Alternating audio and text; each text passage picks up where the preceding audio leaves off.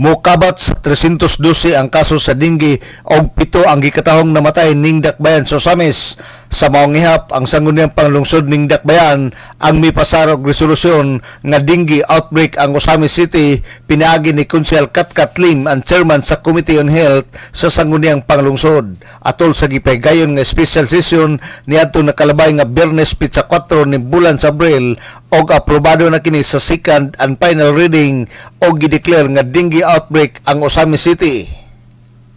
I would like to pass a resolution confirming, ratifying, and hereby declaring a dengue outbreak in support of the outbreak declaration by the City Health Officer of Osamis City for first reading with reservation.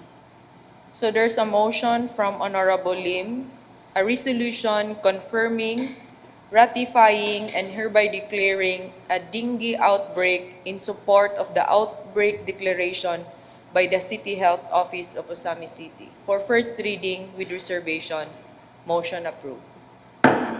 Thank you, Madam Chair.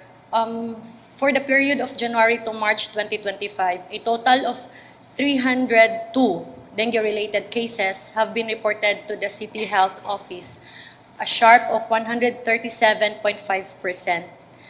The number of dengue cases in Osamis City has taken dangerous upward trend over the past 3 months.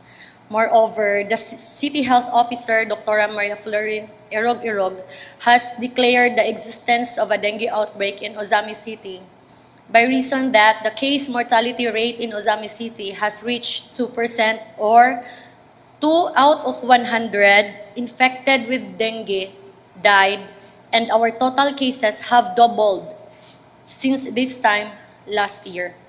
Thus, it is vital and urgent to pass this resolution for second and final reading, Madam Chair. Waiving the internal rules. Si Konsehal Katkat Lim, chairman sa Committee on Health sa sangguniang panglungsod. Sa pagkakaroon kamulo nang gigipanday ang mga balaod mahitungod sa dengue outbreak ning Dakbayan sa Osamis nga ang katawhan motabang sa pagsumpo sa lamok nga nagdala og dengue nga kung makita nga adunay pagpasagad ang katawhan adunay penalty base sa ordinansa. If our resident of Osamis City failed to comply with our passionate request to help us, the LGU, the bank officials, to eradicate dengue, but still they lie idle, complacent,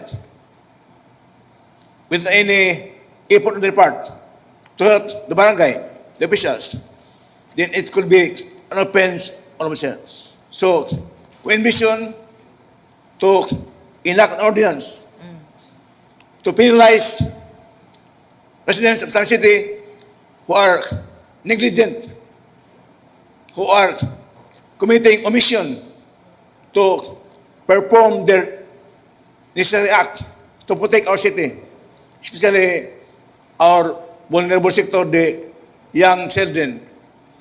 Si Konsehal Marcelian Tapayan, alang sa DXDD Radio Kampana, ang radyo sa simbahan, 45 Dudong Bargamento, Danag sa Dakbayan.